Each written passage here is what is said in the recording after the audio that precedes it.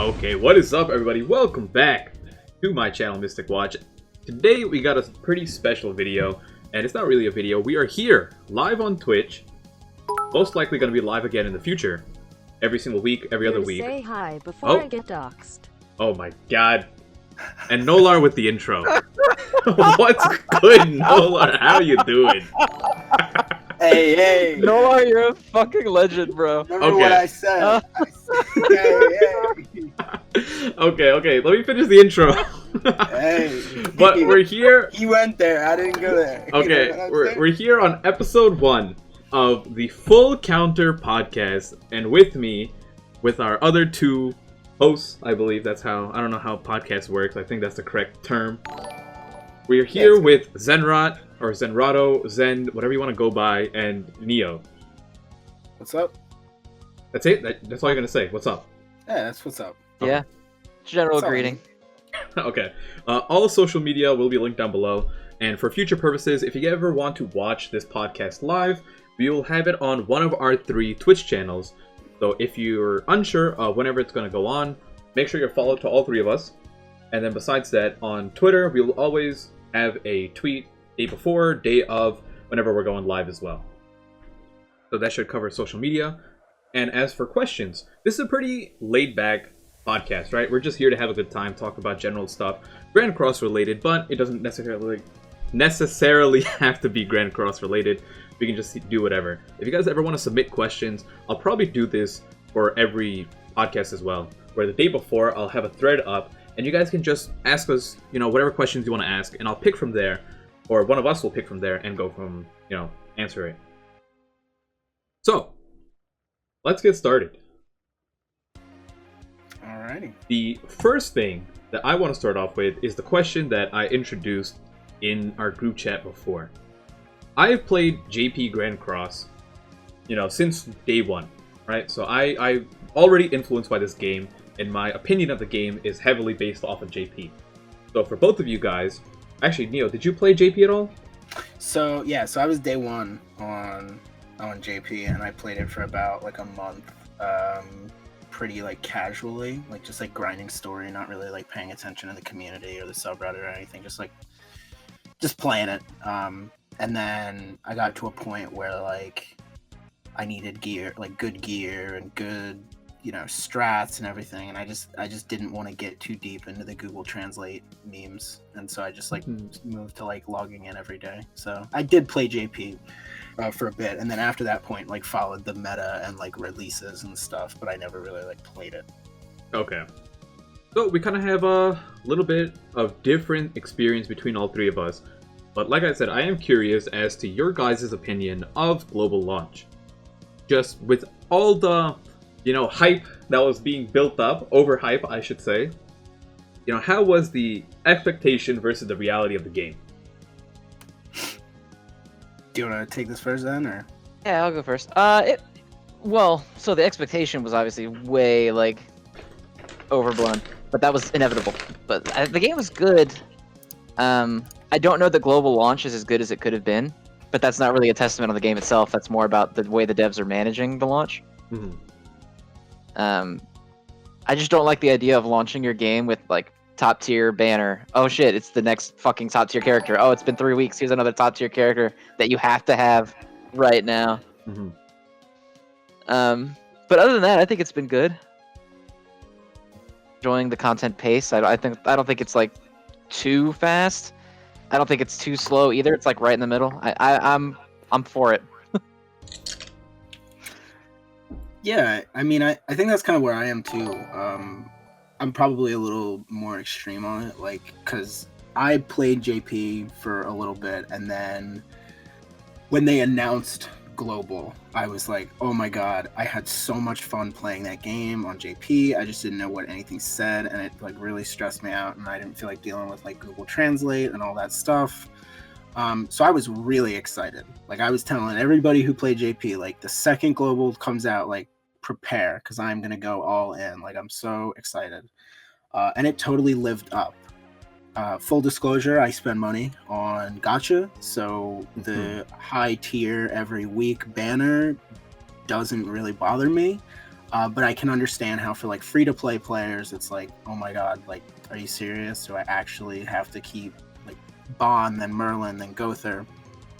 Things like that. Like, I think that's ridiculous for a large percentage of the player base. And I think they kind of screwed themselves in a way where they released the game on global with so many units that weren't supposed to be out yet. Right. Whereas they're kind of like scratching at banners to drop because, you know, Blue Ellihawk's already out and Goddess Elizabeth's already out, and like all these units that they kind of peppered in are already here. So then the logical next banner was like Red Merlin and Hellbrum, and that was it. And they were like a month into JP. So, you know, I'm kind of with Zen, where like everything's really fun. I'm enjoying it. Content's coming at a good pace, but banners are coming at a crazy pace. And like global could have definitely done this first month better and planned better and communicated better, for sure. Okay. I mean, still the best gacha I've ever played, and I enjoy it the most out of all of them that I've played in the past. I have played plenty, and it's actually making all my other gacha games suffer quite a bit. And I think a big thing that you pointed out was the fact that the game launched with like about 6 extra or 7 extra heroes or units, whatever you want to call them, like SSR units that on JP were sprinkled in between these like really important banners. So it gave you a week to cool down, right? Gave you an extra week to farm your gems, extra week of PvP gems, things like that, to the point where it felt super free to play. Because yes, these OP banners were coming out, you know, once a month, twice a month, but you had like plenty of time in between each banner, and you're like, oh, another banner's out, well, I got 500 gems again. Yeah, for sure. I mean, it almost feels like a breakneck pace where I actually can't even fathom any other game doing something like this, where it's like, okay, this unit is like amazing. Okay, the next week, this unit is the best unit in the game. Okay, now this week, this unit is the best unit in the game. And like, if Demon Meliodas is, I mean, we have maintenance tonight. If Demon Meliodas is in those patch notes, I don't know if he is, I have no idea, but if he is, that would be literally like a full month of just constant units. Constant top tier units on global dropping week after week, which is insane for anybody who's not dropping over $100 on the game a week. You know what I mean? So now the one thing that I will say in defense of Grand Cross is, in terms of the meta, all these units that are dropping right now, although like each one is possibly more broken than the one before, they remain top tier for the longest amount of time. Oh, for sure. Yeah. So once you get these units, you're good for a while, right? To this day, I can run, if I wanted to open up JP today, King, Gother, Merlin are 3 units that you just, you know, half the teams just include. And it's usually just like one extra unit just squeezed in there somewhere. Maybe Escanor, something like that. So it's like, these units that came out on month 1 of the game are still being used heavily on month 9 of the game. Yeah, I agree. The meta is pretty future-proof in Grand Cross. I mean, Escanor comes out and dominates, but all these I don't think it would be so bad if you weren't sitting there for 2 weeks without being in the meta if you don't pull them. Yes. Right. Because like I can't imagine playing PvP right now without Gother. And Like, I can't even fathom it. It sounds like a fucking nightmare. I really dislike how they went about the banner units with the coin shop. On JP, right? There was no banners at all, which is fine, whatever. The pace of JP coin shop units was actually like astronomically faster. Week 1, it was a week. Week 1, we had King in the coin shop, 5 coins. But you got him from the story, so it was like week 1 was like a fake week. Week 2 of the game, Bond's in there for 5 coins. You either have 5 coins to buy Bond, or you don't buy Bond. And there wasn't the option to buy them for 7 coins. It was, you got him that week, or you wait 6 weeks for him to come back. Right. And then week 3 was Gother. Week 4 was Diane, I believe. 5 was Demon Meliodas, and then week like 6 was Merlin. Now, the difference is when they dropped Escanor. Escanor was the first unit that had a banner and also was a coin shop unit. They dropped him at the same time in both locations. He came out as a banner. Just for any global people playing, he's talking about Red Escanor, just in case. Good clarification. But yeah, Red Escanor came out on New Year's. He came out on the banner and in the coin shop simultaneously. For 5 coins, right? For 5 coins. And I didn't pull him on the banner, but it didn't matter because I could just use the SSR coins I got from that banner and buy Escanor. And I was fine. I think that's the system. I think that's the way to do it, honestly. Not the Estarossa method, which is what this feels like. Mm-hmm. You know what I mean? I really don't like the fact that they release the unit on a banner and then wait 2 weeks to put them in the coin shop. I think it'd be so much more beneficial to the entire player base. You just drop them in both at the same time. That way, if you get shafted on the banner, don't worry. You can buy them right there. Well, yeah, for sure. And a lot of people blew like half their story gems on the beginner banner in the hopes that Bond would be arriving in the coin shop, like before it was even confirmed. Like, I know people who did that. I'm one of them. Like, I assumed Bond was going to land in the coin shop after week 1 or week 2 for 5 coins, just like JP, Lamau. And I threw like 500 gems at the starter banner because I wanted coins. I didn't have to worry about it because I assumed Red Helbram or whoever, some idiot I don't care about, was coming next. And I totally played myself. You know what I mean? It just doesn't make a whole lot of sense monetarily, I think, either, because it's not like coins are just things you get for free. Like, you still have to pull to get them. So it's not like, I mean, are they just appealing to the people who want to have, like, haha, I have the 6 out of 6 trophy and you don't have it? Yes, literally. That's the answer. That's what it feels like. It's really weird. Mystic, feel free to disagree, but that's the answer. They're appealing to the 1%, the people who want to pull 1 million copies of Gother. Right. And just do it. That's not even a problem. Like, let us pull 1 million copies of Gother. Just have them in the coin shop for people who don't pull them. Exactly. And, like, why have a dead week? What's the point of having a dead week where nobody can get him? Like, I understand, like, a 1 week delay, right? But why a 2 week? I think he should go in as soon as the banner goes away. Yeah, for sure. I think if he has to be that way, it should be when the banner goes away. He should go live.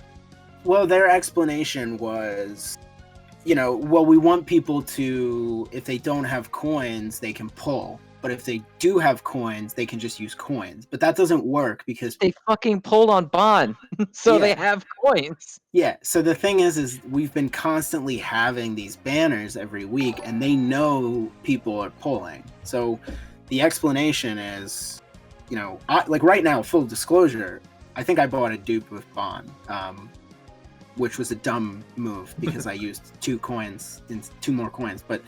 It's because I had like 25 coins. I had so many. Filthy whale. I have so many coins because I've been pulling my ass off to like get these new characters. So I have a ton of coins. I have nothing to use them on. I'm not buying king dupes. Sorry, I'm not interested. What are you doing? Now. Like, what are you doing? What I mean? Oh yeah, because you never know. Like that's my thing is. I remember JP because I wasn't a part of the community. I wasn't like on Reddit or doing anything, and I didn't even know half the YouTubers I know now who are playing Grand Cross. I was like, oh, dude, Bond, dope, and like I got him as soon as I had 5 coins, and then like the next week I was like, oh, it's like I forget who it was, like Merlin or something. And then all of a sudden, Demon Meliodas came out of nowhere, and I hadn't been pulling. I didn't have any coins, and I was like, "Oh, I want him," and I couldn't get 5 SSR coins before he was gone, and so that's my I have like that coin shop PTSD on that type of beat. So like I'm sitting on these coins, and Global's not doing it in a way that makes pulling on banners past a certain point worth it, because you're gonna get all these coins. You might as well just level up like ults. Like I might as well get a 6 out of 6 Hendrickson, because what the hell am I using these coins for, you know? I've already started investing into my ults. My Arthur is 4-6. My Hauser is 3-6. There are just certain units where it's like, you know what? I didn't bother investing into them on JP until months into the game. But I'm like, right now, I don't care about spending 7 coins on a unit. Yeah. I'm just going to use the dupes right now to give me a benefit. Well, and this is the thing, is like, there are probably free-to-plays who have like a ton of gold coins. Like, maybe 100 gold coins. And I remember like the first week of Global, the move was like, oh, just, you know, use 20 to buy like an SSR coin. You can either use it for Ultimate or you can just save it for Bond or whatever. You know, now I would suggest using your gold coins on just about anything else aside from SSR coins, unless you like really want an ult. But like, what are you spending SSR coins on right now? You know, I just spent it on Arthur's ult this week, and that was it. Yep, Oh, God. I did that exact thing. Arthur, dude, I was 1 out of 3 for SSR pendants. I had like 220 gold coins. I just bought 2 SSR pendants because I do was the like, same thing to get my who Arthur to cares? 70. I'm about to just Yeah. say fuck it. Give me the fucking SSR pendants. yeah, it's like, who gives a shit? Like, I'm just gonna throw it at that, because why would I spend them on SSR coins? That's been my biggest disconnect for this version. You know, I love the gameplay. I love the farming. I like PvP. PvP's okay. You know, deathmatch is fun. The story looks incredible. All the units are fun. The balance is it's decent. Yeah, it's decent. It's better It's decent than when you're playing against computers. yeah. The balance because of the history I Is it have when in you have other both, gacha or- games. Yeah. Like, the balance Yeah, here for is sure. fine. But I think in terms of the game's launch, we probably talked about it a decent amount. Yeah, So- for sure. I mean, my ending point is just that my biggest complaint is the coin shop debacle. I don't necessarily care about the banners. If they were put in the shop at the same time as the banner, or the banners were spaced out a little more with some other filler, or maybe just combined. Like, there was no reason Bon and Merlin couldn't be on the same banner. People would have wailed out for that just as hard. You know, you need to give people a chance to breathe. Even people like me who spend money. I'm not made out of money. Like, it would be nice if I could have a week where I don't feel like I have to drop money on 7 Deadly Sins. That is true. The one thing that I do like about 7 Deadly Sins is that there's like a sweet spot for spending money, in the sense where you get a lot of value out of the game if you put a little bit of money in. You get your monthly pack and your weekly pack, and you know, to some people, $50 a month is a lot. But let's say you just get the monthly pack. What's that, like $25 a month? I actually don't know how much it is. It's What is it's somewhere between like 25 and 30. Okay, it's probably like $23.99 then. Like, that's like their Oh, in yeah. America at least. That's like their price. But you know, you're spending we'll just say $25, and you're getting like 170 gems, I think. And that's it's a lot, right? Like, you're getting a lot of value out of like little money investment. So I like the fact that people like you can whale, and if you whale, you will be rewarded heavily. But you can also just spend a little bit of money and feel like you get something out of it. Yeah, for sure. That's my thing with like all my other games. Like, I play a couple different gachas, and I'll usually rotate them out, like which ones I decide I'm gonna spend on, like this month or this for this period of time. I went free to play on like every other game. Like, one, my accounts are so good that like there's not really a huge reason. Like, just might as well let new units stack up and kind of chill. But you know, Grand Cross, I feel like I'm saving money. Like, honestly, like, you know, I play other games that have worse rates than Grand Cross and less pity. Like, so. Oh, that's actually, I think rates is a good topic, because I always take a look at rates from a different perspective from most. And it's always something interesting that I like to talk about, because people look at the rates and they just see the 3%, right? They see the 3%, and then they see that the featured unit is 0.5%. And they say that this is absolutely horrendous. I cannot play this game with these garbage rates. Right. And then another thing people compare it to is Dokkan. Dokkan gets compared to... Dokkan is almost like the standard for rates at this point. Which it shouldn't be, but continue. And a lot of the things that people talk about, one, the higher just featured rate, or the higher SSR rate, I should say. And then besides that, the fact that there's a guaranteed SSR in the, in every multi. Oh, I know Zen's ready to talk about this. Oh, you have a strong opinion on this, Zen? Zen fucking hates when people talk about the guaranteed SSR. SSR just doesn't matter. It just doesn't fucking matter ever. It only matters in LR banners. That's the only one where it matters. Literally everything else, nobody gives a shit about that. Or because like the 5% of times, like out of 100 that you get like a you actually unit. get a good thing, and then 90% of the time it's some unit from launch that's still in the fucking banner pool for some reason. On a 5-year-old game, you're pulling like ugly Goku in that slot, or like Tech Vegeta. Like, you're not pulling anything good. Yeah. Well, that's my thing with another one that I talk about a lot is One Piece Treasure Cruise, where that game has guaranteed, I guess Dokkan Festival units would be the only way I could describe them, to like compare them, or like limited units from Grand Cross. Where you're guaranteed, let's say you do 10 multis on a banner, you're guaranteed 4 Dokkan Fest exclusives.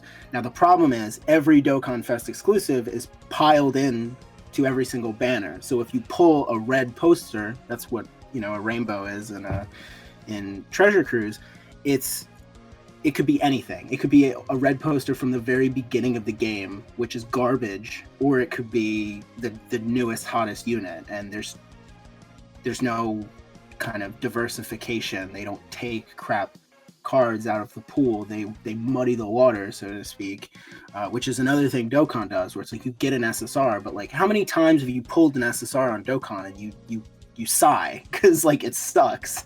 So that's kind of my thing. It's like at least when you pull a dupe on Grand Cross, you actually get something worth your time, in a sense. Okay, so that was pretty much the main point that I was leading up to, right? Sorry. No, that's perfect, because like that way it seems like the overall opinion is shared. Yeah, I mean, I'm still not a fan of 3% rates. I don't like the 3% rates, but yeah, I'm not gonna. I think Grand Cross is somewhere in like the middle of the pack in terms of how good banners are in general. Where it's 3% rates is.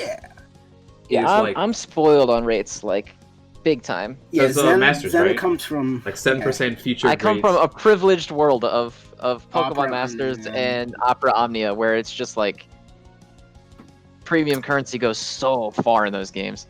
Okay. So I'm spoiled beyond belief. Like, Opera Omnia has a 5% rate for its highest rarity item when you do a multi-summon. Yeah. As a guaranteed 5-star in every single one. If you don't get it within, it's like, in Opera Omnia, it's 15. If you don't get it within 15, you can just get it. They just give it to you.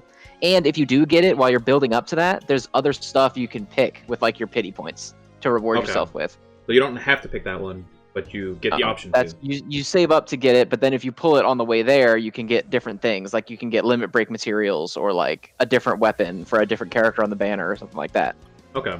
And Pokemon Masters is just wild because its celebrations have 10% rates and their featured rate is 2%. There was a banner on Grand Cross, and Neo, you might remember this.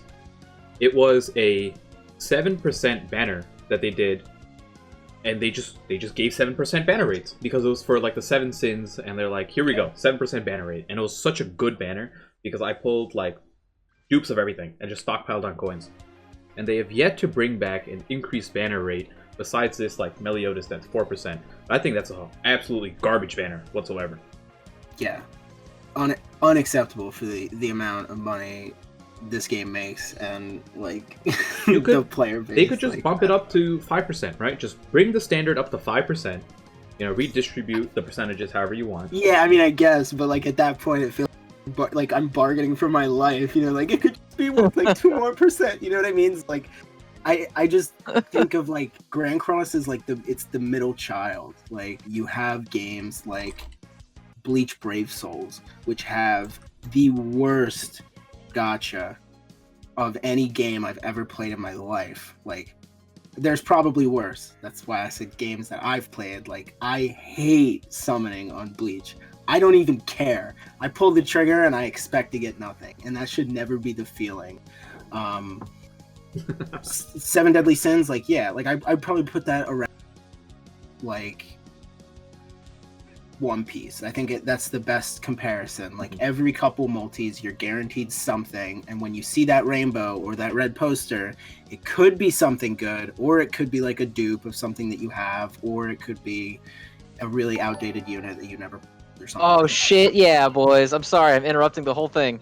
I'm playing PvP while we're casting, and I just opened the first hand with 2 Arthur buffs. Let's go.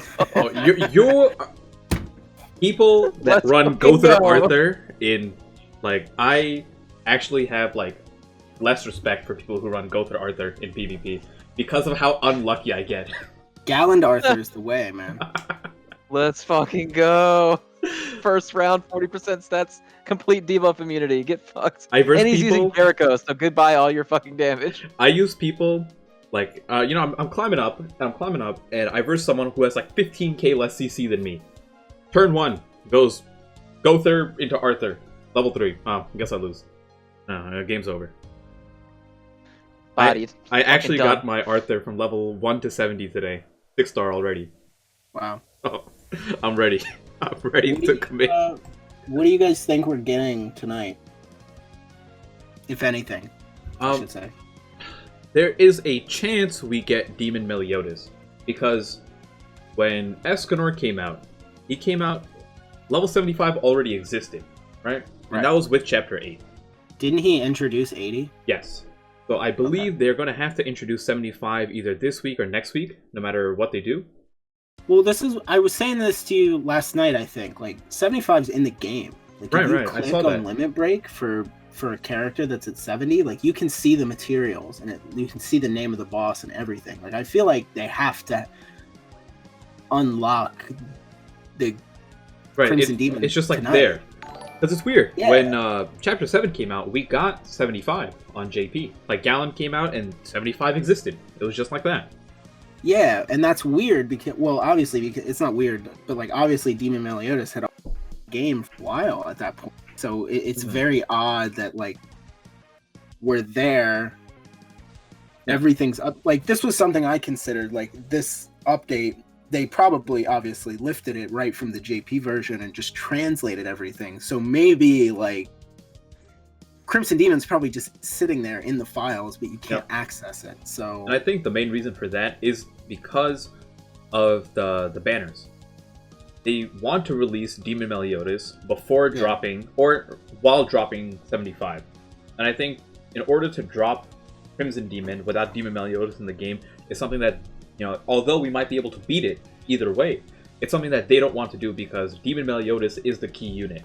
And it's also going to be monetarily the best choice for them, right? To release the unit that's best for the raid at the same time as the raid. Well, you know what's interesting to me is something I had considered a while back, and I guess Demon Meliodas, the power differential between him and these other 2 units I'm gonna mention is like way, way off the charts. But like, they sold Green King and Blue Slater for money. Like, I guess I'm just curious as to why they wouldn't just sell Demon Meliodas after, like, they would do his banner, let everybody pull for him, and if they don't, just like buy him for $50. Like, you know what I mean? Like, it would make sense because it's weird because I feel like Global Grand Cross looks really, really hard at what people like about JP, and then they change their plan accordingly to maximize on profit based on that. So, like, everyone wants the free coin shop unit. So they're like, okay, well, fuck all this other stuff. Everybody wants those. So just make them pay. Fuck Blue, Liz, and Hawk. Nobody's going to pull for that. But they will pull for Merlin. So let's just do that instead. But it's screwing up the release order. Because now everything's all kind of muddled and jumbled. And, like, it might be the best move from, like, a monetary standpoint. But then it makes no sense, like you said. Why would you sell Slater and King, who were, The units. the raid units, the counter Yeah. units for their raid event, and not do the same thing for Demon Meliodas? And if they don't do that, it's literally going to be because He's just we know that people really like Demon Yeah. Meliodas Yeah. on JP, so Exactly, yeah. pay us. And he's not, he's not one of the big four, if you will, like the coin shop units that dominated the first like 2 months of JP. He actually these, got these four were the top of the severely buffed. Demon Meliodas was the only unit that got buffed like through the roof. When he came out, he was actually a garbage unit beyond all imagining. His ignites, I remember. They reworked the ignite mechanic altogether. And then Demon Meliodas, what his passive used to say was, when while you were on the field, if one of your allies or whoever died, you gained crit chance. And I don't remember the exact number, but it was something like 30-40% crit chance. And then his base crit chance was decently low, maybe like 30%. Right.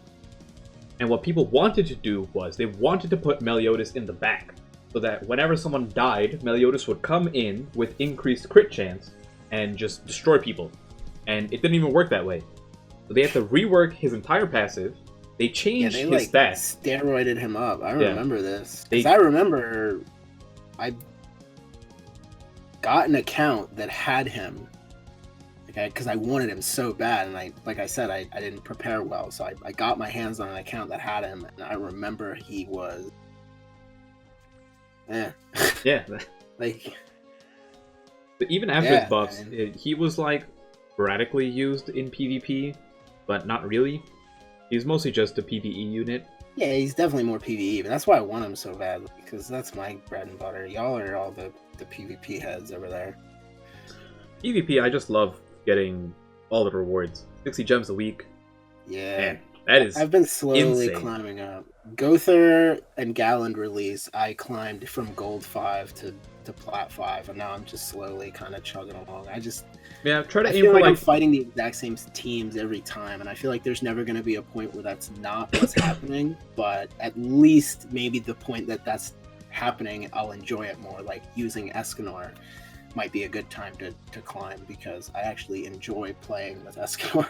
right. And that was I like Arthur, so I just spam the shit out of him, and I'm like, yeah, this is a good game. actually, while we're talking about PvP, one thing I wanted to bring up is on JP, the one thing I really liked about PvP was the fact that if you wanted to climb, you had to figure out a team for yourself, because the meta was never like solved, quote unquote, like it is on global, in a sense where we already know what's broken. We already know way above and what is absolutely broken. But on JP, half of my climbing was I had all the best units, but if you didn't know how to team build, figure out a team for yourself, you weren't able to climb. There were no like resources, because it's like a JP game. It was hard to find people that were like displaying the top teams easily. You kind of just like put things together and hope they work. But for me, that was the most satisfying part. It's just building a team yourself. I think I was using like Twigo, Blue Meliodas, like the one they give you, and like maybe SR Bond. Like those were like, that was my PvP team for a while. And then obviously I got, because I literally legit, I had this thought. I got King, and I was like, whatever, I don't care. He's not that good. Like that was like my thought. He's a healer, but he has to have a silver card to heal. Fuck that. Like it's stupid. Dude, just thinking about when I was like starting out on JP is like, it's so cringe just to think about it. Like, but for me, that's half the fun, right? Just going through the struggle of figuring out everything for the first time on a new game. Well, that's why I think JP or global of any game, it's important for me to get in on the ground floor. Like, that's why I liked playing JP in the beginning, because, well, I didn't know anything. So I was just kind of having a good time. Whereas now getting in on the ground floor on global, if I start like somebody who starts global 6 months from now is going to have a totally different time than we're having right now. You know what I mean? Yep. Like everyone's going to be in the coin shop. Like Escanor's going to be out. He's going to be in the general pool. All of this stuff. So like they're going to start up. Maybe they'll buy like, you know, $50 worth of like SSR tickets and gems and stuff, and they'll be set. Whereas like we all had to start out, reroll for the best story character, and then get characters slowly, some quicker than others. And there's not as much work to do, not as much pressure, and we kind of know what we're supposed to do and how to do it. So I like that disparity between JP, but that is a good point that you bring up, whereas like not having a script, so to speak, of the meta and everything. Because I just want to point out that everyone that knows the script told me Arthur sucks and not to use him. So fuck y'all. Yeah, they lied. Well, and that is another interesting thing that I was mentioning. That knowledge has proved, I'm sure I'm going to be very delicate here, to be wrong, unreliable at best. At least when it comes to roadmaps, or even just like Zen mentioned, because I do think, I'll be blunt, I think people who say Arthur's bad are wrong. Arthur is not bad by any means. Yeah, but exactly. He tilts me so much. I feel like there have been these pervasive attitudes since the beginning of the birth of the JP community, if you will, that no one has bothered to question. You know, like let's say like, oh, you know, I might trigger Mystic here, but like Green Bond's mostly like a story unit. Like he gets outdated rather quick. Like you don't. No, I agree with that 100%. You know what I mean? Like you don't need him really quick. You know, but he's good in PvP. Like he's good right now, so people are using him right now. If that changes later, that doesn't mean you shouldn't focus on Green Bond. You know, like same thing with Arthur. Arthur's actually not good until you get Escanor. I think that's a better example is Galen. Like Galen, or this time being until Escanor drops, Galen is, you know, the king. He's just having a fun time. But just because when Escanor comes out, Galen becomes, you know, significantly weaker, it's not a reason for you to just go like, okay, Galen is bad. Yeah. Which I would not be surprised if people have said that. Like, well, see, that's kind of like the I don't know if curse is the right word, but that's like the riddle of gacha games, is that everyone that has a JP game that has experience wants to have solved it, right? Yeah. Like that's why there's the meme of like, oh, never ever pulling global, because by the time the good unit comes out in a year from now, JP will have an even better unit a year from now. So yeah, that's your like your Galen that came out, you know, 6 months in, well, a year from now you'll have Escanor, and then Galen will suck, and then after that 6 months of you not having to deal with Escanor, you're going to feel really silly. And it's like, you can't, if you try to do everything that way, you're just going to get shit on for like 6 months trying to play PvP and stuff. Like, you need to treat it like its own thing. Do you want to suffer for 3 or 4 months, and then, like, what happens when you save all your gems for Escanor and then you don't pull him? Like, just what quit? do you do then? Yeah, what do you do? Do you just quit the game? Like, yeah, exactly. So there has to Escanor be... is so rough because he's going to be the first unit that is a borderline, like, necessity unit that you don't have that fallback on of the coin shop 2 weeks later. Yeah. You don't pull Escanor? Oof. That is rough. He's general pool, isn't he? He's general pool. That is another thing. Oh, you know, that's one thing that I also wanted to bring up is the SSR tickets. This game, I like the way... So I'm not talking about rates right now, right? They're fucking garbage. I hate them. Stop giving me Fat King, and then I'll praise it. Like, I always be Fat King. No, for me, it's Red Gila. It's always Fat King. It's Red Gila for me every time. I actually like Gila. At least Gila can go on Jericho as like an alt buff. She's literally Red Meliodas. Like, oh my god.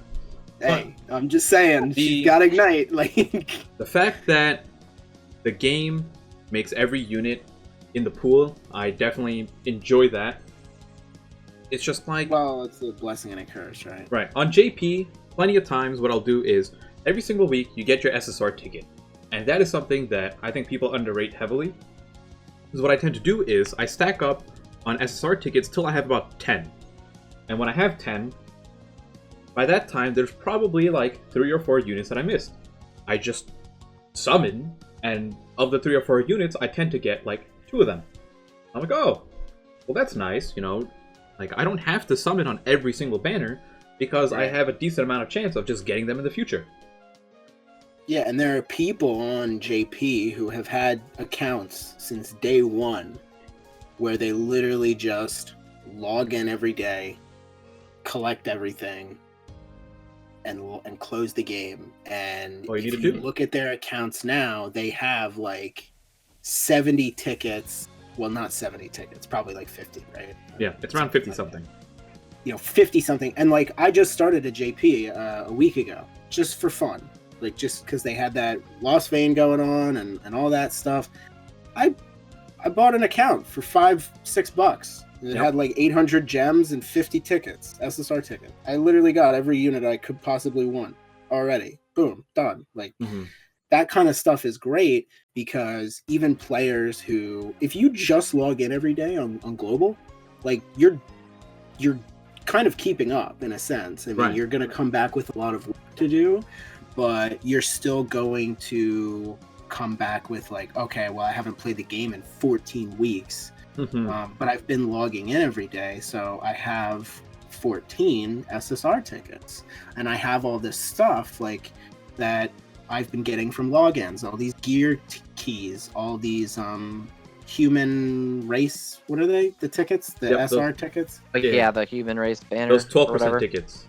Yeah, you know, and so you have a lot of that stuff that gives your account a little more oomph. Yeah. Even if you're kind of getting screwed. It's like, it's very hard to be in a position in this game where you can't do anything. Like, your account will always be good enough, no matter what you do. Even if it's like you get shafted on every single banner, no matter what. There's always some system in this game that allows you to mitigate how much you got shafted. Except, like, the day a new story chapter. Yeah, I would say. It's like you won't get anything immediate, and that's like the rough part. And Zen mentioned that before. It's like that period where if you don't pull them on the banner that day, you know, you have this period of time where you're just like, what do I do? Yeah, like, and a good example of this actually is Chapter 7, like the Gother fight. I had a lot of people DMing me on Twitter like, hey, can you set Galland as like your captain or whatever? No. That is a lack of experience. The one unit you need to I'm not saying you don't need, but he makes that, he basically invalidates that entire encounter. Right. He's a free win. It's not, he's a free win. And so, you know, if people are trying to keep up with story and they're not necessarily stopping and doing the grind that they need to, let's be honest. Okay, you know, and I understand that, and that's tough because you want your gems, you want your tickets, you want your whatever. You know, there's a certain barrier that it can feel like there is a barrier where it's like, oh my god, I don't have Gother, like. And the story in this game is harder than most other gacha games with stories. Yeah. I would say 1 to 5 is pretty fine. Right. And then 4 has a pretty hard difficulty spike at the end where you have to do like 8 boss battles in a row. But even then, like, it's not too difficult. Chapter 6 gets absurd. Chapter 6 is crazy, and then 7 is still decently hard. And it kind of maintains the same pace from Chapter 7. It actually gets pretty easy because the story, the amount of story they drop spreads out hard, and you tend to grind way more than you need to before the next story comes out, and you can kind of just like auto everything. Except they don't let you auto in story mode, and that actually makes me mad. Well, I think part of it is how everything is presented. Like, this is more of a a community. I don't know if indictment is the right word, but statement. Where I usually like I'll see people on Twitter be like, "Hey, what units are good for like Grey Demon?" And everyone just says Green King. And it's like, oh, is that I it? don't even use- I have that's to the have Green crazy King part. to win. Is I don't even use Green King for You can Grey. get away with Either, Jericho like- pretty easily as well. Yeah, and she's. So the it's just unit weird seeing, everybody like, has. People don't talk about ways to get around it. So I feel like that builds Okay. up the level of like Yeah, stress Okay. that Yeah, and people that's feel like- like they have to get this guy like right away if they want to win. that's what more so what I was referencing when people were like, dude, like I need your Gallon friend. It's like who told you you need Gallon? You know what I mean? Like you don't need Gallon for this. Like show me your box. Who you Okay. have? Like I think that's actually a You know really what I good mean? point. Is that like on the community side of things, YouTubers, me included, we tend to present like the unit that you need, and you don't see as many people. And I'm sure there's people who do it, but maybe it's not the majority of people that present like they don't present ways around it. right. So I think that's To something... compare it to Dokkan again, it's like when you see the people who do like the holy shit, my Rainbow team did 750 quintillion damage on this fight, or you see the guys who are like, yeah, this is the farmable units you can use to beat this hard fight, and it's gonna suck and it's gonna be tough, but you can do Yeah. it. Okay, And like, yeah. which one do you think gets the most attention? It's the 700 quintillion damage. Yeah. So it People is what it like is. Like you that, gotta do what you gotta do. Yeah. I the uploaded, OP unit and stuff. 2 million crit with Jericho on Guild Boss. People love to see big numbers.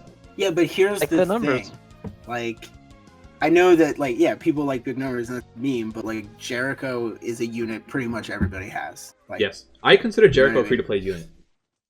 I probably wouldn't disagree with that. I Twen- consider any character in the coin shop to be free to play. in a And sense. especially, like, you could make the argument for, like, SSR coins, because they're so... You have to spend a lot of gems to get them. But for SR coin shop, 20 SR coins is not an investment. But you can do... get SSR coins without spending any gems. Right, you don't have to. But 'Cause people you- will always so argue... I don't consider them to be Yeah. like a pre. I consider them to be a free to play thing because if you literally just rely on tickets, you build up a healthy stash of SSR coins. Yep. Eventually. Yeah, I consider Jericho free to play, and she's the only unit in this entire game that I tell people, like, any single dupe you get of that Jericho, you feed it in. I don't Right. care what unit's in the coin shop, what you gotta do. If you're 1 coin short of picking up some broken unit, you feed that dupe in. You feed it in. You get your Jericho to 6-6. Who else is free to play? Arthur. Yeah, I got my Arthur. True. Oh my god. You would love the Arthur that was released on JP recently. I know he but looks cool. I like his he's coat. so good. He's free to play, first of all. And in terms of good, like, he's one of the better free to play units. He's not, like, broken by any means. But his drip, so good. Oh, I need it. Arthur's already the #1 character for that shit. I need more True. outfits. I Okay. remember Demon Meliodas having really dope. I love everyone's sailor outfits. That's I don't. I love the Nah, red and trash. white. It's so good. I don't like that goofy, like borderline, quirky stuff. I don't fuck with it. Nah. Yeah, but can we talk about the worst outfits, which is Gallon's shit in the shop right now? It's so bad. Gallon. Well, I don't know right if that's now. because he like looks like crap in the game. Like here, or I don't know if you guys are what. watching the stream itself right now, but just look at this guy right here. He looks like Ugly. it just looks like a Right. grandpa. Like, Well, he what are is you doing? He is a grandpa, but his model is so bad in game. One, he doesn't feel as terrifying. Like he's made his out. face. Like, what is Look at this? his stupid face. There's a reindeer outfit for him on JP. Why would None of anyone these buy look these? good. I mean, his evolved Yeah, costume is probably his best one. Yeah, like I agree. I'm also of a fan of just like, even if I buy costumes, I don't even like half of them. I just use the base costume half the time, unless there's like a really, really, really good costume. And that Arthur, the blue Arthur Yes. reward costume for getting UR is so good. I don't have it yet, Jesus. but it's You don't have it yet? Oh, It's it's, this so one right good. here. I wear that shit on my Arthur now. so yes, good. that one. Oh, it's so good. Look at that. I love him. That's Yeah. what I'm using on Arthur right now. It's Yeah, fucking incredible. Very high rated. Very high rated. Anyone who uses helmets on any costume is incorrect, by the way. Accurate. All the helmets look bad. Like, what is this? All the helmets What look am I bad. looking at right now? They look like any character in a helmet in this game looks like some kind of mid-level boss in like a Final Fantasy game. No, dude, they look like Kamen Rider characters. Like they're like Power They Rangers. do kind of look like villains. Kamen Rider characters Yeah, too. like Oh man, look at that hair. he deserves it. And like when you put the helmet on him, he looks like he's gonna come out of the floor in like a Legend of Zelda game and make you duel him. That's it. I'm using this headpiece now. That's it.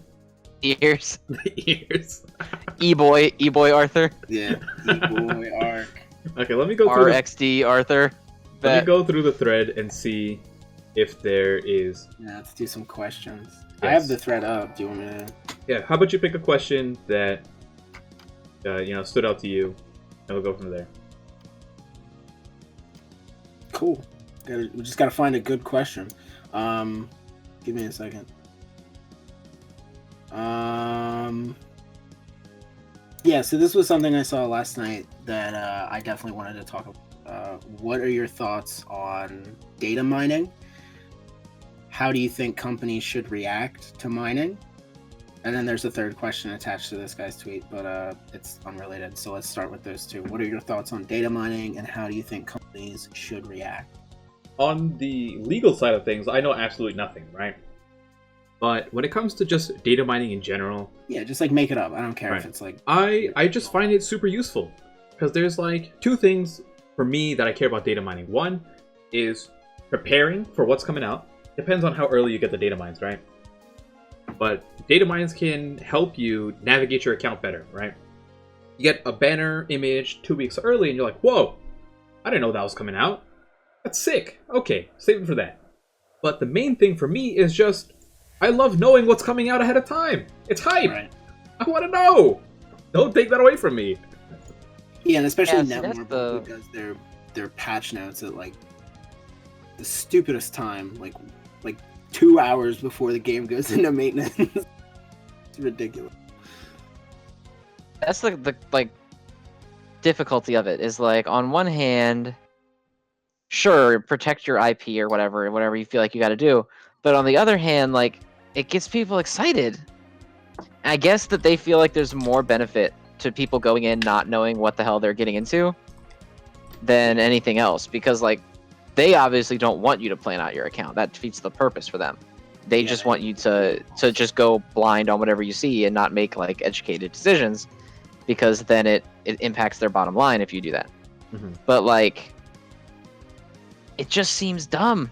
It just seems really dumb to not like understand the value of getting people pre-excited, because if you build people up for a banner ahead of time, like they don't have to have any qualms about like, oh my god, should I pull on this or not? I don't. Yeah. They'll be waiting. They'll be waiting, like sitting there, staring at their clocks, going, "Oh my god, the game goes live in 10 minutes, and I'm gonna drop 800 gems immediately." Like, I don't know. I think that companies underestimate how nice it is to let people plan their accounts, Yeah. Well, because they're gonna plan to go crazy on stuff. yeah, and that's the thing that we can actually see. Like, nobody can tell me with a straight face that if we didn't have a time and date for Escanor, like people wouldn't be like filing their taxes to see if they could get a fucking refund, like, and get some money back. Like they wouldn't be like running out to mow lawns and shit. Like you can't tell me that wouldn't be happening if we knew Escanor was coming in 2 weeks time, like at this time or whatever. That people wouldn't be scrambling to get ready to drop money. Like I know people who are planning to drop their stimulus on Escanor. Like, Sir, give me my You know what I mean? 1200.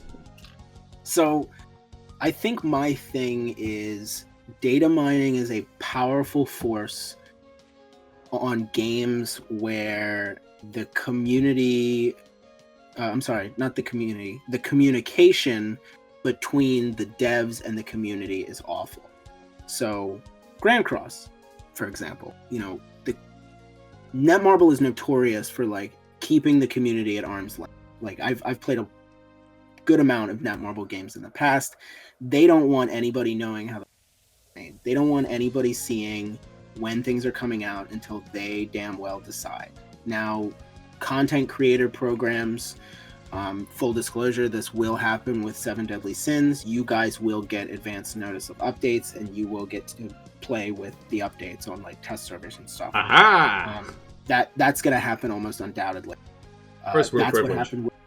That's what happened with Marvel Future, and still happens. They get access to like what are they, APKs or whatever to play the new stuff. So I imagine that's gonna happen with 7 Deadly Sins. So that stuff has improved the and removed the need for data mining in a sense. But right now it seems like global, we're just kind of we're like in the dark with a flashlight that has no battery in it. So for somebody to come along and data mine the game, I think that is like valuable, really valuable, because people can know, oh my god, Demon Meliodas is in the files, oh my god, Death Pierce Hawk Pass is in the files, like stuff like that. Now, do you think companies should react in any particular way to data miners? This whole thing was brought up because of the Hideki, right? Yeah, for sure. So 100%.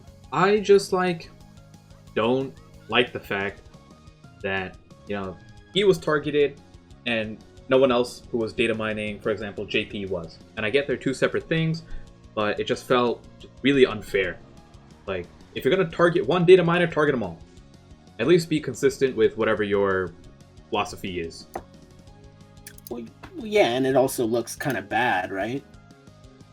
Like it kind of looks like, looks really bad. Hey, this dude is exposing how we're planning to screw over, global. Like that's how it's being spun. That's necessarily how I feel about it. But like this dude is, he's showing everybody the coin shop banners. Like we gotta shut him down. Like that's what it feels like if you just look at it, plainly. Like that's what it looks like. It looks like they smacked down the one guy who was really focusing on global data mining because he was dropping all this stuff that we had no idea was coming, and had no idea what to expect. And they have to feel like people's profit, like the profit of global, is being hurt because people are skipping these banners, which I don't think is accurate. I don't think you can conclusively prove that. I think it's even stupider to crack down on data mining the global version, because now people are just going to go, oh well, Escanor's coming in however many months, so I just won't do anything. Right. Like you're not doing anything. There's no surprise. Like we know what's coming eventually. And to be fair, most of the surprises on global people have been actively angry about. Yeah. So why would you not allow there to be something out there that can benefit everybody like that? It's a bad look. It makes people think that you're intentionally doing it to hide whatever shady stuff you're going to try to pull. Mm-hmm. Yeah, and I don't necessarily think that the global team is bad. I just think that they're out of touch. I don't necessarily think that they're bad at their jobs, or they're incompetent, or they're stupid, or anything like that. I just think they're very, very out of touch with their base. And Netmarble, usually in the past experiences I've had, are pretty good about communicating and listening to feedback. And I think that needs to be the thing. Review bombing is not going to help. They actually do check the forums a lot. Twitter feedback, helps, but it does take time, and they're notoriously out of touch at this point. But they've lost a lot of goodwill with people who are excited for the launch. So I mean, they have to do whatever they can to get that back. How much of this do you think is related to current events? With everything going around, COVID and all that stuff. Yeah, a good amount for sure. I'm pretty sure Sam Gold is the only guy in the building for the Netmarble. You know what I mean? That dude's burning the midnight oil trying to get these fucking up. Yeah. That's why he has his little comments in there, because he's going crazy talking to himself. Yeah, exactly. And that's the thing, is a lot of Netmarble games are suffering. Future Fight is really suffering. Their Netmarble is hurting. They're trying to squeeze every dime they can out of established games that they have. I mean, talk to anybody who plays a good amount of Netmarble games, like all of them are kind of taking a very weird shift where they're trying to get as much as they can out of the player base. And I think the lack of communication plays another hand. Is, you know, maybe there's not a lot of people around. Things are just kind of rolling out. I don't know. I think if this wasn't going on, things would be different. I staunchly believe that. And I think the 777 download celebration was really impacted by this. Because like JP, clearly their celebration was planned like way in advance. Yeah. And just Global got nothing. And it's surprising because every little thing on JP got us a celebration. You know, we got a Halloween celebration, a summer celebration, a Lime collab. We got every other week was like some celebration for some made up event. Yeah, and I think this is kind of where I get like uncomfortable about like going really hard on the Global team. Yeah. Because I feel like this wouldn't be the way that it was because I don't know if people know, but Korea, like Netmarble is a Korean company. Right. Like they operate out of South Korea, which was impacted pretty severely by everything going on. I mean, it's a little ridiculous to assume that they're all still cramped into the Netmarble HQ, like working really hard and like, oh, let's just like divine ways to fuck over the new global audience. Like I just don't buy it. Like, right. I really don't like, and I don't like Netmarble in general. Like overall, like I've had bad experiences in the past, but they make good games and they do a lot of good.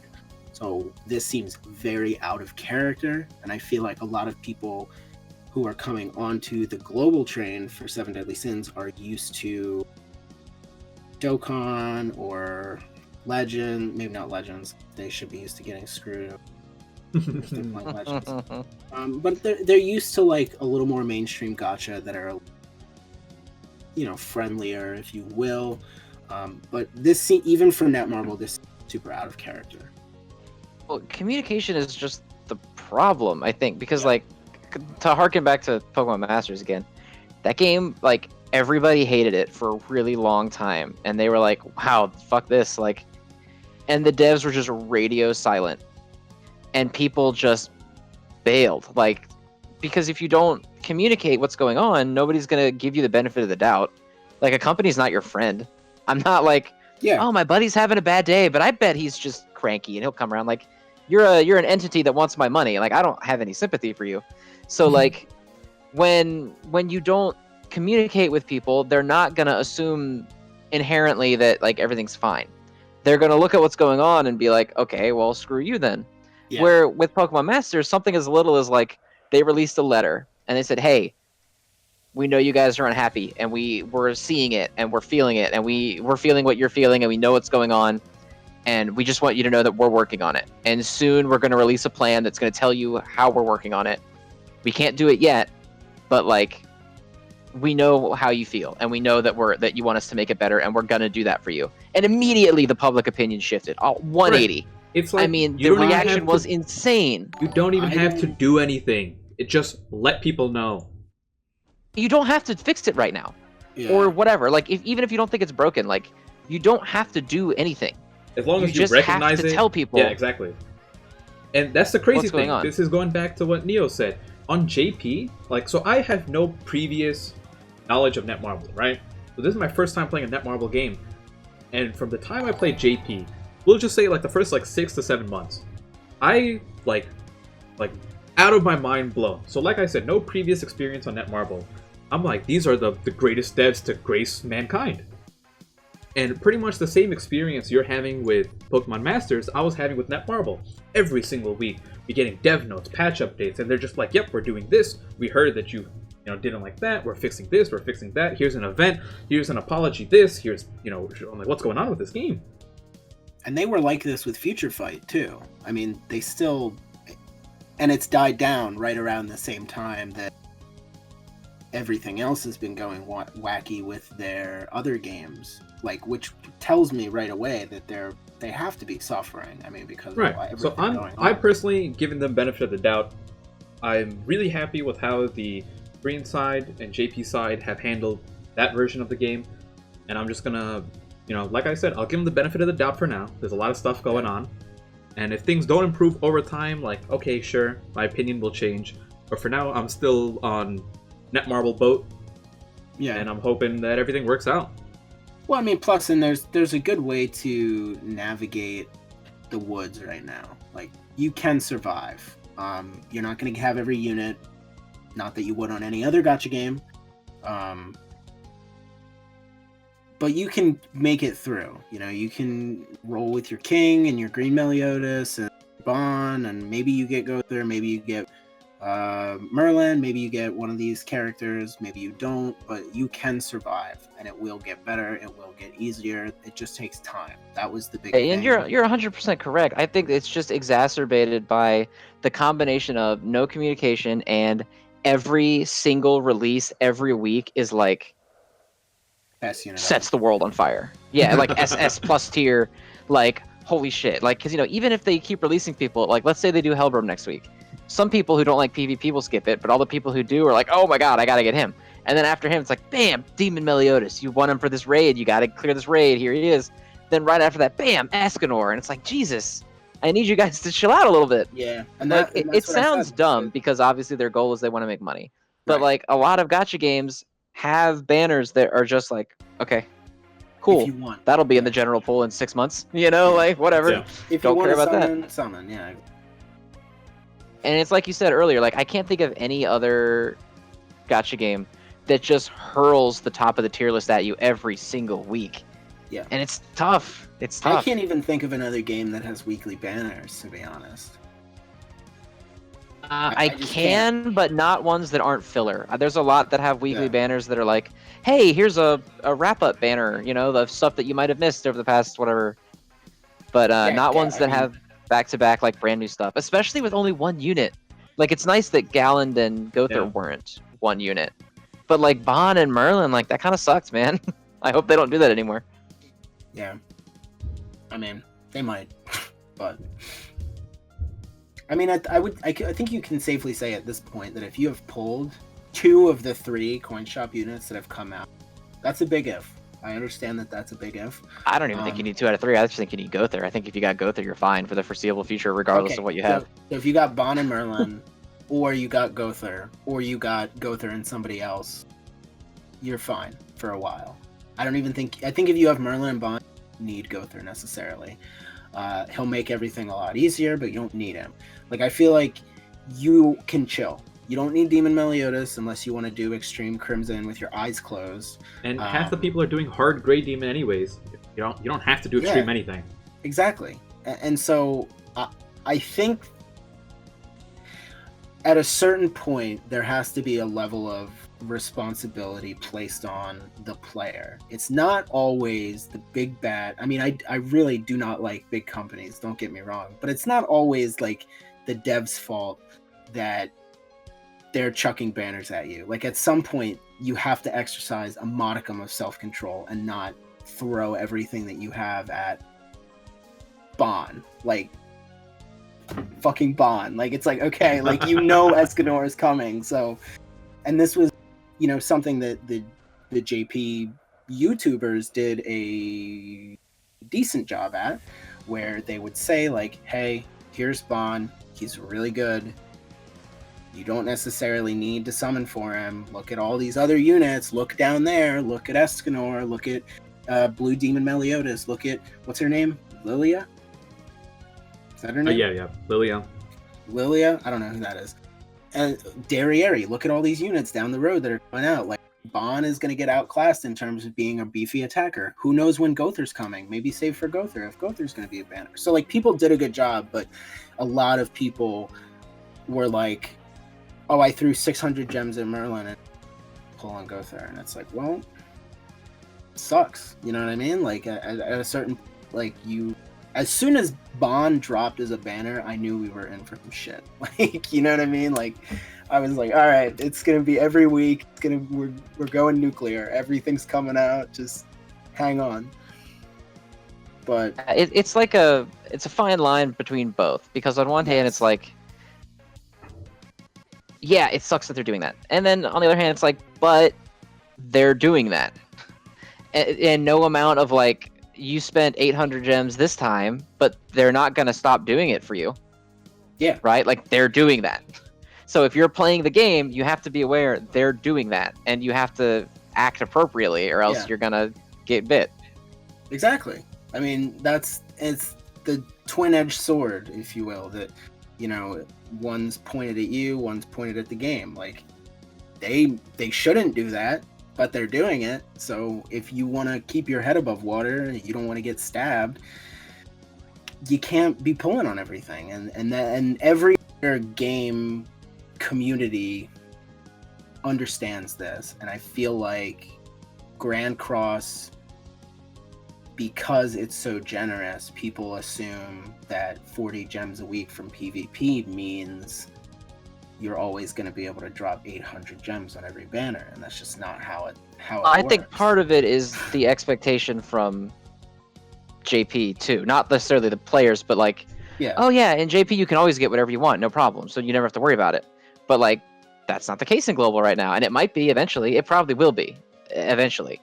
Yeah, but right now it's not. Shop and stay there, yeah. But like right now, that's not the case. So you can't.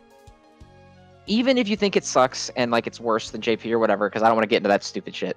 But like, you gotta play the game with the reality of what the game is right now.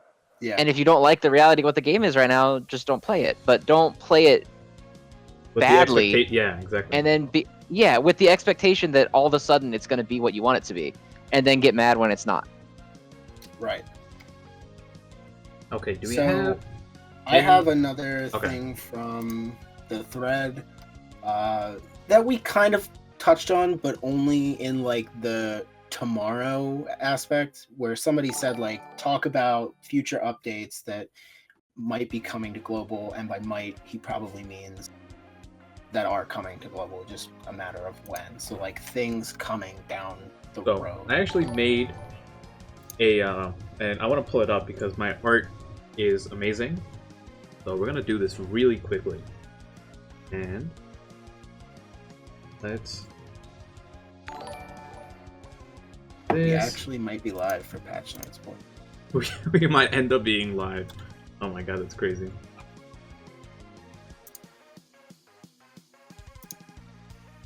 I'm gonna bring it so up. if I swap over to my desktop. All that happens while you guys are doing that. There's a comment in the chat that I like. It's from System24. He says, "Do you think they're rushing to catch up to Japan, or do you think they just want some extra cash because profits are down because of the virus? And if you do think they're rushing to catch up to Japan, why?" I don't think they're rushing to catch up to Japan, and I don't necessarily think it's the virus. I think that they just looked at what everyone was hyped for and like, costed accordingly. Yeah. So I disagree on the aspect of not catching up to Japan, because in terms of content cycle, like everything is already 2 times as fast currently. Just not looking at banners whatsoever, just looking at pure content cycle from the story side of things. I think in the phrasing of the question was, do you think that's why they're releasing the units? Oh, okay. Yeah. So I think I agree with what you're saying, that they saw how well the units were received on JP and try to figure out a way to monetize it even further, and that's why we're getting it this way.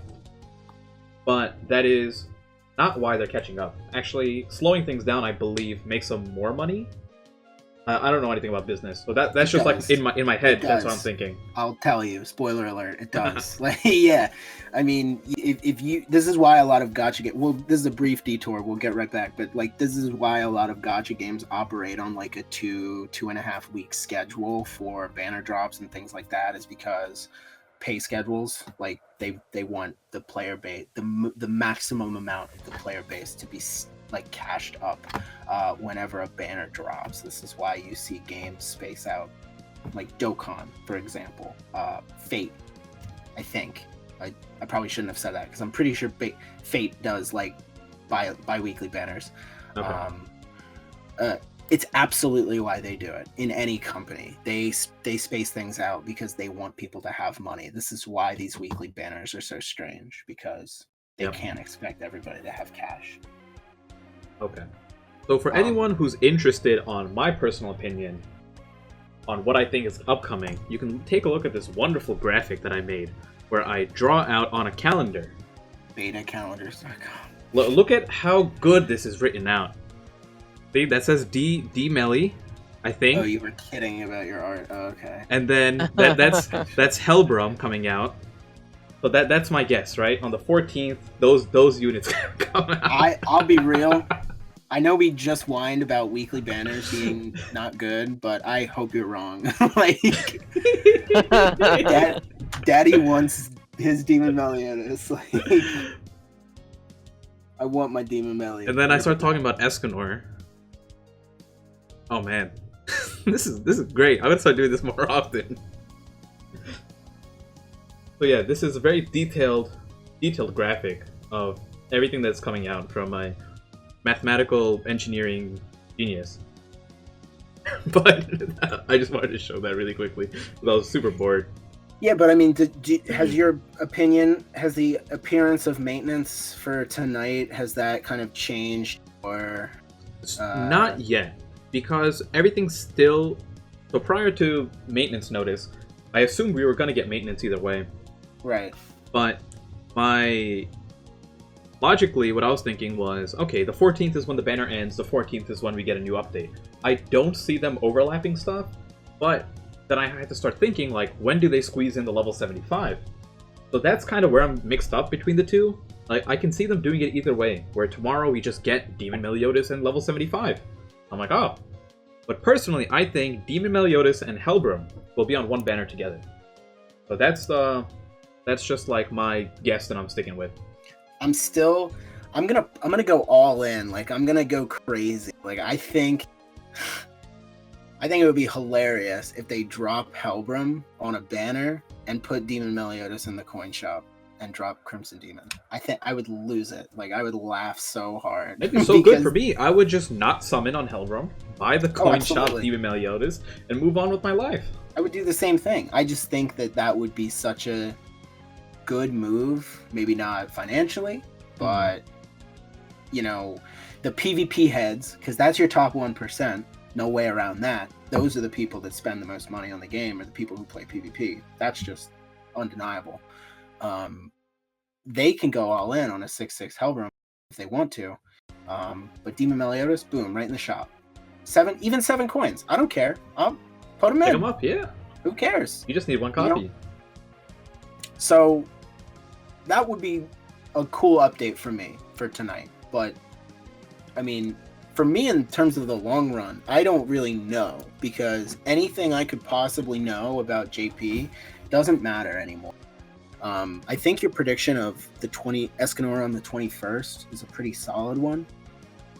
But assuming we get Demon Meliodas like, if we get Hellbrum tonight, like tomorrow, and then Demon Meliodas on the 14th, like, and then Escanor on the 21st, it's too much stuff. I feel like that's like crazy, but that hasn't really. That kind of like, the pattern is kind of there already established. Yeah. I'm really hoping they go with the double banners. I cannot take these single banners. Yeah, they're not great. I'm not a fan. Like, if Gother and Gallon came out separately, I would not have spent a single gem on Gallon. I would have gotten my Gother and dipped. Yeah, same. So, I mean, it was the smart play. You, in quotes, air quotes, you cut the rates, and you give people an opportunity to pull something extra in addition to what they actually want, which was Gother. Same thing with Meliodas. That's the same level of hype. One of them is a really good unit that's going to serve you well in PvE, PvP, whatever. It's going to be great. And one of them is like a PvP god that everybody wants. Like, yep. If you're really pushing PvP, like, you probably want Gallon, at least right now, in this economy. But like, I don't really know. Depending on what we get tonight, like, it's kind of going to color in the rest of the, because I can't see next week being a dead week. I don't think we'll ever have one, at least until we get a little closer to catching up, maybe. But I'm a little scared that we get both of them tomorrow, get Escanor on the 14th. I would really like it if tomorrow was a dead week, and then they drop like Demon Meliodas and Hellbrum tomorrow.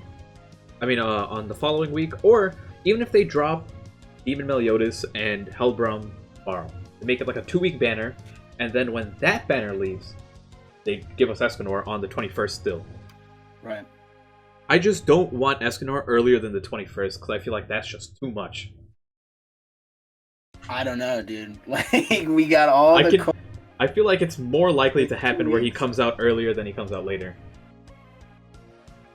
Okay, but I've given no reason to assume like that he won't come out on the 14th. But I hope I'm wrong, I guess. Like, okay, so we are about an hour and a half in, just like an hour 20 minutes in. So I want to do one like fun question that I saw, which is from the same guy as before, where we were talking about the data mining. He says, "What character from another IP would you like to see crossover?" Who would you like to see in this game, pretty much? like any IP, Just sure. We can or like anime, we can limit to anime, right? because they did the slime collab. So I guess anything's on anime, right? Zen, you go ahead. To be anime, okay. Yeah, Well, just who make would you it do if anime. it wasn't anime? I'm Dante from the curious. Devil May Cry series. Devil May Cry. Dante, Obviously. I want Hey. arms. That's it. What? No, give me your real answer. Come on. Now, personally, I would be really, really excited to get like a Demon Slayer crossover.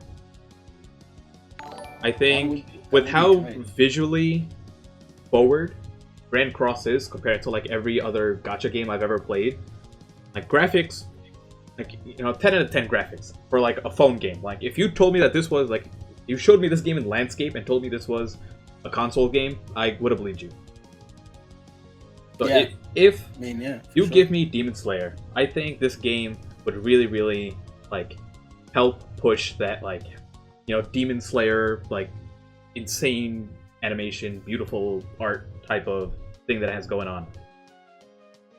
Yeah, for sure. I would actually really like to see this, like, I guess graphical style applied to like that slashing, the water slash. I don't watch the show, like the water slash or whatever he does. Like that stuff is cool. Like that would be sweet to see. So what do you guys got for characters? I mean, I think he's unironically saying Dante. Yeah, well, I am seriously saying Dante. Yeah, for okay. sure. Now, Yeah, if you were to say Being anime a character, if it was an anime character, then Sure,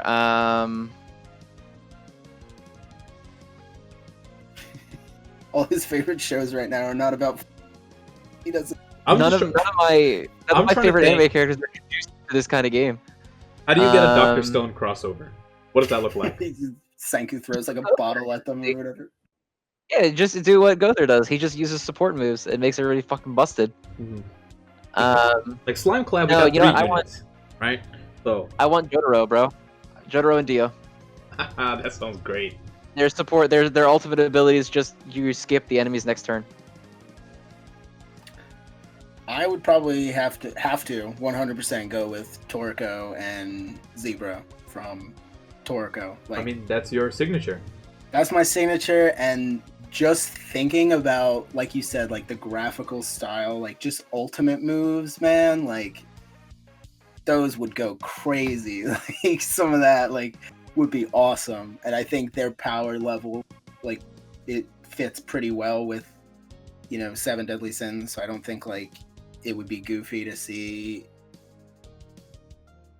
them throw hands with any of like the enemies in this. Like I always kind of think about that kind of stuff. Oh, I see But yeah, someone mention Kenpachi. I actually think Bleach would be a really good crossover. if this game was a Bleach game, Oh, that's true. Oh my Yeah. god, Bankai Ichigo would go crazy Oh my- in this game. That's what, actually screw Demon Slayer. Demon Slayer's doing fine on its own. Give me Bleach.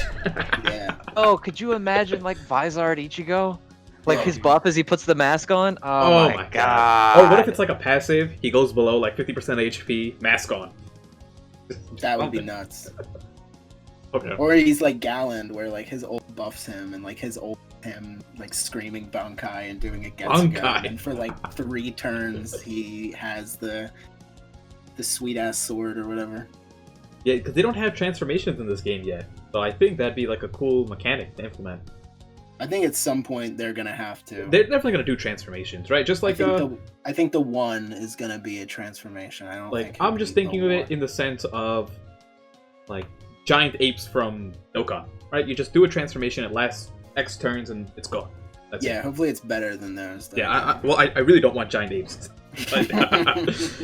But just something along the lines of like you transform for 3 turns, you transform back.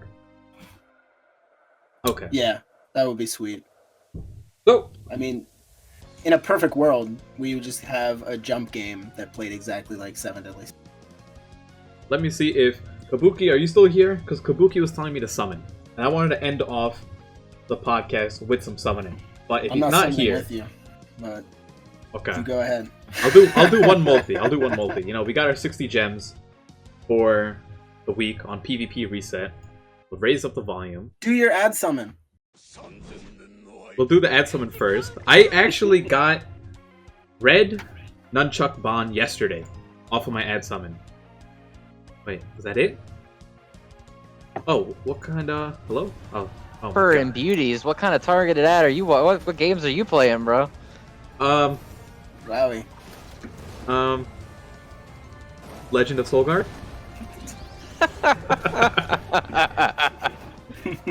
Dude, this man wants me to do 180. You're out of your mind.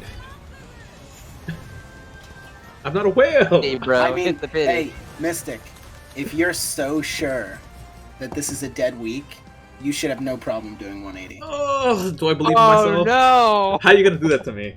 If This is our first episode. We're supposed to be friends. if you don't do 180, everybody in the chat is gonna know for a fact that you think I'm right, and we're getting a banner tonight. No, I believe in Netmarble and I believe in myself. We're going in. Off the 180, 280. He said we're going in. He said we're going in. Let's go. Okay, let's He start said off. We're going in. Let's start No. off. We're getting ready to clip it and ship it, boys, for 9 o'clock. To get the Okay, we got Hawk. Oh, glowing lights. We got the stick. It's a Sunday morning. We're going into church, boys. Never mind. He's getting beaten up.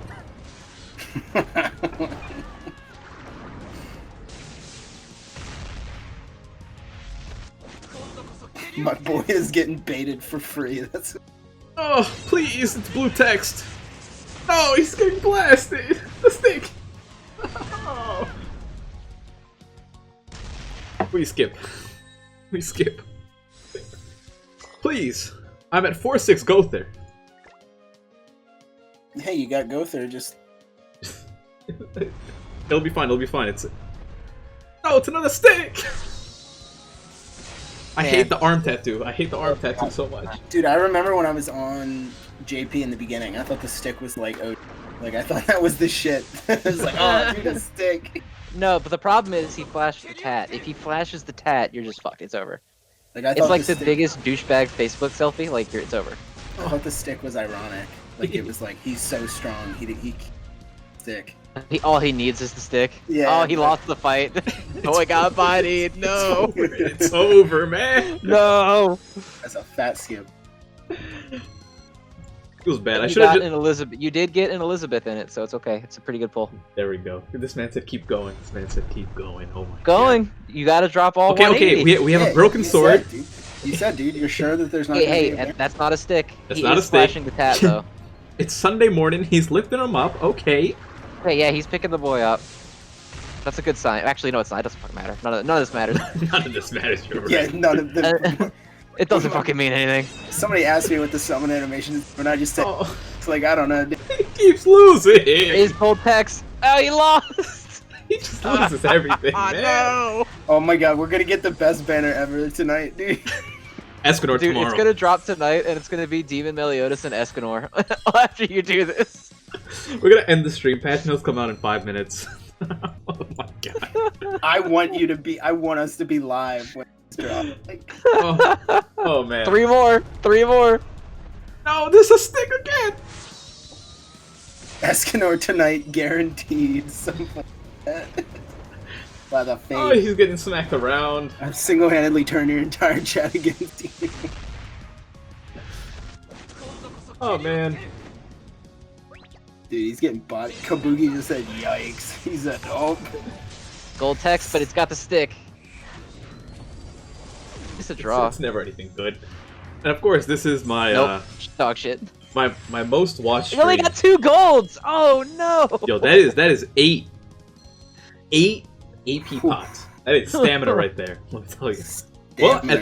at least we get the guaranteed. Isn't that right? Red was- Gila's Gotta coming my hit way. pity. Watch, Oh, on he's got a pity, full chat. sword. Bets on Watch it. pity, I'm betting a lane. watch he gets his shitty SSR. No, not a lane. It's not a lane. My bet is on a lane. I'm feeling a lane. Oh no, he's getting tossed. The No, boy's he's getting smacked tossed. at. He's getting tossed. I want to go back to the dual summons. My summons with you and Nagato were like the most amazing summons I've had in my life. You lost again? Oh my god, yo. We're getting a fire banner. No, it's okay, it's okay. I'm getting all my How many shafts out times of the has way he lost? now. He's only got 3 golds again. Oh my god. Dude, he lost every... Okay. Remember when we were just talking about raids? That targeted advertisement's hitting you hard. I'm getting punished. Alright. Alright, here's the Why? Why? It means guarantee. nothing! Oh yeah, he went super mode, but it doesn't matter because this is the fucking pity. Oh, and he did the full counter. Yeah, boy. My man dropped. At least he dropped full counter on the full counter podcast. There you go. True. Oh man, I gotta... What a way to end it. What a way to end it with a full counter on the full counter podcast. I gotta Rainbow get that text clip that out. Okay, also doesn't okay. matter because this is a 4 golds. guarantee. I mean, four He's gonna get SSRs. 2. He's gonna get 2. You won? Oh, two! I just said it. Yo! I spoke it into existence. Okay. Alright, That makes up for it. Oh, I hope he gets Red Arthur. I need him to get Red Arthur. That will I justify would- everything. I'm You know gonna what I'm run around my saying? I room love- if he gets Red Arthur. I will dupe Red Arthur out all the way. Mystic punching air right now. Give me double Gother. And I am done with this man. Like, we'll go there, wouldn't you? It's gonna be like double Gallon and I'm gonna be so sad. At least one of these has got to be Elizabeth. Okay, I'm wait. feeling it. No, already! Is it? I, It's Gallant. It's Gallon. It's Gallant. There's still a second one though. It's still the second old one. ass. I am not feeding a single dupe in the Gallon. He is Later. remaining. He is remaining 1/6 forever. I jinxed it. It's gonna be 2 gallons at this point. There's nothing I can Oh, do man. about it. It's over. Gallant. It's already decided. Fate has decided. That Gallon could have been a Gother. Does, Okay, here it Hawk- is. Here it is. Oh, this Hellbrum! Stop! I've got this Hellbrum like 5 times. Green Elbrum.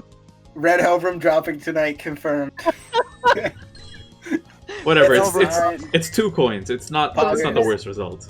Dude, he got Red Hellbrum. Poggers. Pog! Poggers. For Elbrum. Yo, is that Red Hellbrum? Poggers? Okay, everyone. Now that One we have been multi. shafted, I'm gonna have to make a quick announcement. If you guys take a look on the top right corner of your screen and you have that little blue crown right there, your boy can use the Twitch Prime right about now.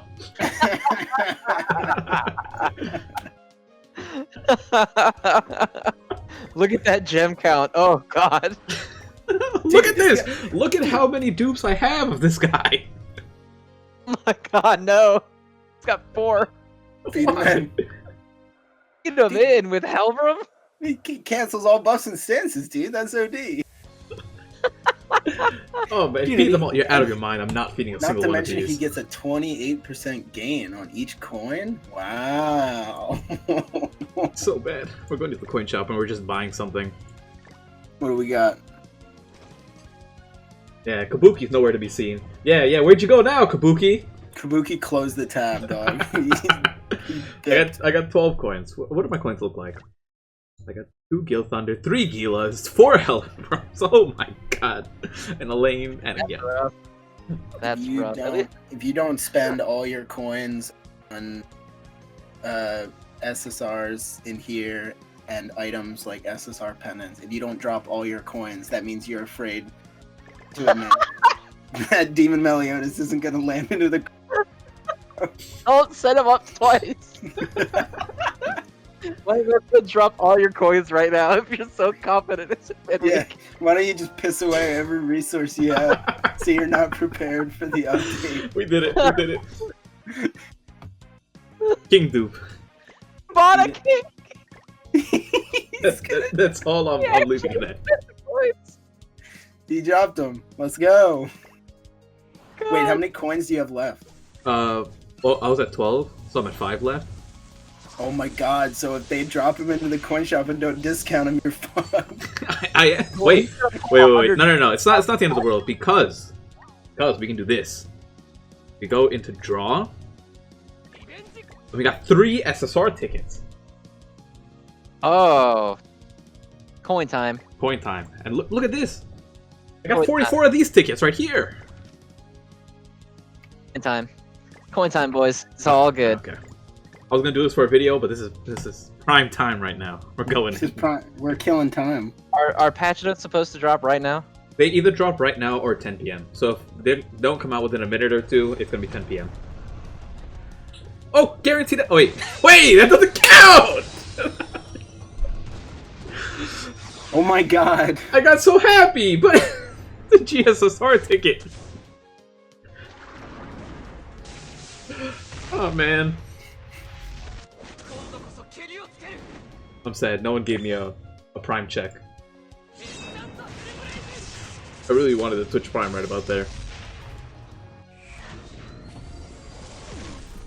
Okay. SSR. Who do we want? I want Arthur, Hauser. No, not. I got Gother, but not. The right one? No, Gother is the most toxic character in Seven Deadly Sins. Hey, we got a Twitch Prime sub. Let's go. Look at that. Let's go. We made 250 back. Hog. Others. No. Here's the chat. We made 250. Yo, Gother is so cancer. That bye is nothing is more tilting than hearing that. Tickets. Bye bye. Bye. Alright, no notes right now, Notes boys.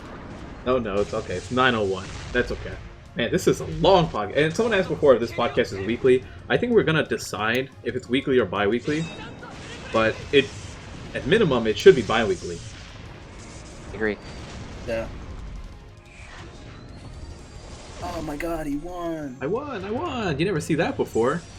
You want on the banner that you can't get Gother in. No, it's Fat King! Hey, at least you got the coins.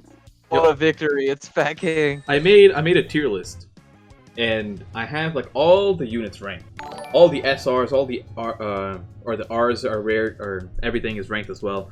And at the bottom of the tier list, so below the rares, Dude, he's not a coin. Oh my god. He's not even a coin. Below all the rares, I have Green Fat King as the worst unit in the game. Is blue Fat King like decent? They just neither one gets used for anything, really. Got it. I saw he has like a counter, but I guess the ratio. It's just one of those things where like other units just do what he does better. He has increase though. I love that, the form like of the spear, the increase. Oh, yep. All the little kunai. I love that. That red king they loan you in Oh, it's such a good dupe, but I can't chapter use it. 7. Didn't he just recently come out on JP? Or Red has he King been is out a relatively while new. on JP? Like two to 3 months ago. I hate that. I was playing that and I was like, dude, I love this unit. Like it stopped and I was like, oh yeah. My Jericho is 6'6". Patch notes? No patch notes. No patch notes. Okay, so in that case, we will wrap it up here, I guess. So this Sounds is week or episode 1 of the Full Counter podcast. Overall, I had a blast on it. Hopefully, you guys did too, and everyone in the chat as well. That was a great time. Absolutely. So Especially those polls. Yeah. I can't do this every week. I can't do this. You better have 180 queued up every week. the stream's gonna be on someone else next time. Someone else is pulling. Okay. I swear, everyone's gonna follow me on Twitter because I'm gonna be victory lapping hard. We're gonna I'm gonna be see. In Victor one hour, hard. it's gonna be the funniest thing ever. Follow me on Twitter because I will be running circles to get a banner. If we get a half decent banner, I will be sprinting all over the time, all over 6. Okay, so this will be, if you guys are watching this live, I'll have this up on YouTube within a day or two on my channel. If you guys are watching this on YouTube, all the social media will be down below for our 3 Twitter accounts, and I'll try to include the Twitch as well. But as long as you're following us on Twitter, you will always be notified whenever there's a podcast. I think this Monday is a pretty good day to do it. So whether it's weekly or bi-weekly, it'll most likely be Monday around 7 to 7:30 p.m. EST. And is there anything else you guys want to say? Pull and use Red Arthur as much as you can. Yeah. Stan Jericho. I have more Jericho. Stan Arthur, Stan Jericho. Oh no. There it is. Okay, so we ended off here. Thank you guys for joining us, and we'll see you all next time. Peace out. Bye, everybody. Bye.